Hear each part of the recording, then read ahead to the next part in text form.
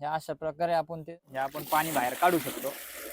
तर ही जी गव्हाण आपण बनवलेली आहे गाईसाठी, बैलासाठी, म्हशीसाठी आपण वापरू शकतो। तुम्हाला वाटलं एका याच्यात पाणी पण भरू शकता, चारा टाकू शकता, ही आपण 2 in 1 बनवलेली आणि हे पाणी आपल्याला रोजच्या रोज बदलता यावं यासाठी आपण याला झाकण आहे ऑलरेडी। यामध्ये जो राहिलेला चारा आहे समजा हे काढण्यासाठी ना आपण याला काय केलंय, या ठिकाणी एक झडप बनवलेली आहे, जेणेकरून साफसफाईच्या दृष्टीने याचा वापर व्हावा आणि साफसफाई करायला हे सोपं जावं त्या दृष्टीने आपण ह्याच्यामधून हे चारा असं आपण या पद्धतीने असं बाहेर काढू शकतो। प्रत्येक गव्हाणीला या ठिकाणी पाणी पिण्यासाठी या ठिकाणी एक टब बसवलेला आहे, जेणेकरून हे वेळच्या वेळेला बदलल्या जावं, सहज शक्य व्हावं त्यासाठी आपण हे स्टँड बनवलेलं आहे। मजबूती आता तुमच्या समोरच आहेत का, याच्यामध्ये 5-6 जण उभा आहेत, तुम्ही पाहू शकता।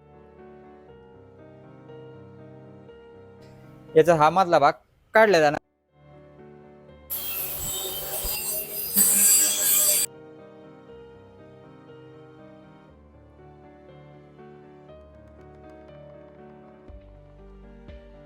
महाराष्ट्रभरामध्ये पत्र्याच्या गव्हाणी बनवण्याची संख्या कमी नाहीये, हो। प्रत्येक ठिकाणी बनवलेत।